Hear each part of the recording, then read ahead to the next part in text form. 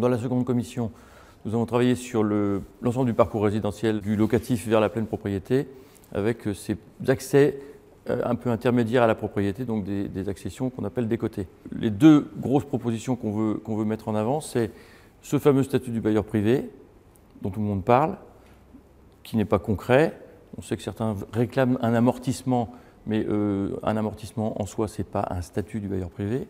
Et nous, on considère qu'il faut donc remettre de la cohérence globale dans le système fiscal, principalement pour rendre attractive la location immobilière, que ce soit raisonnablement et normalement rentable, et pour sortir de cette distorsion nu meublé.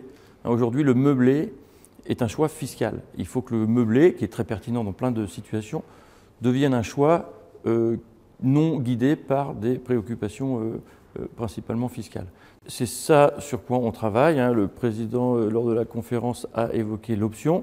Donc aujourd'hui, il y a deux régimes, le régime foncier avec les plus-values des particuliers, le régime BIC avec des plus-values professionnelles. Les deux sont pertinents, ils répondent à des situations différentes, à des situations de famille, à des biens différents. Donc on ne veut pas unifier ces deux régimes, on veut les laisser exister, mais permettre à chacun de choisir et d'assumer le choix. Il y a des aspects aussi de régime micro, régime pro, etc. Donc le but, c'est que ce soit global, cohérent et que ça donne du sens à la fiscalité locative. Il y aura un aspect solidaire parce qu'il faut favoriser la mise sur le marché par des bailleurs privés de logements sociaux intermédiaires ou en intermédiation locative, c'est-à-dire de la location à des bailleurs sociaux. Et puis des aspects juridiques ou civils, parce qu'il faut aussi que notre statut du bailleur favorise la location en tant que résidence principale. Et donc c'est tout le sujet de Airbnb et de la distorsion meublée nue, encore une fois. Ça, c'est le premier gros axe, bailleur privé. Deuxième axe, c'est ce sujet des ventes dites en accession aidée ou décotée.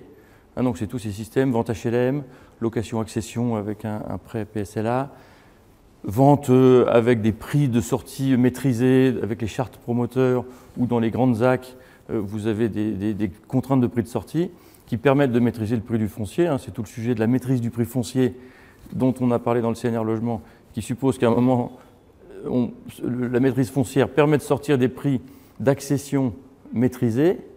La question, une fois qu'on a des prix d'accession maîtrisés, c'est qu'est-ce qu'on fait de ces prix? Est-ce que ces prix se recalent tout de suite sur le marché libre à la première revente ou est-ce qu'on maintient la décote dans le temps? Voilà, aujourd'hui, il n'y a rien qui permet de maintenir la décote dans le temps, ce qui ne fonctionne pas.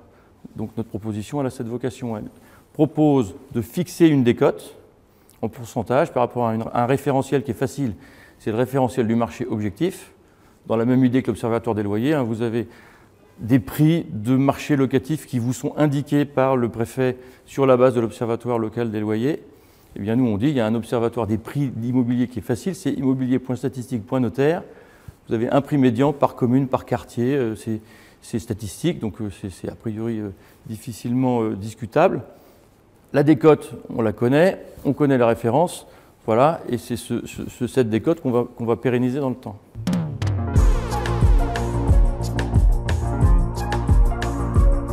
Des réglages assez fins sur la proposition fiscale et la proposition civile du bailleur privé.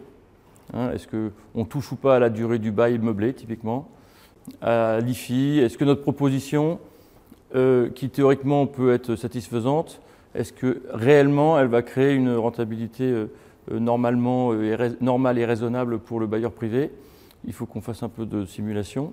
Donc voilà, on a encore un peu d'affinage à faire. Et puis, il y a plein de choses à dire sur le BRS. En fait, c'est assez technique. Il y a des réglages à faire.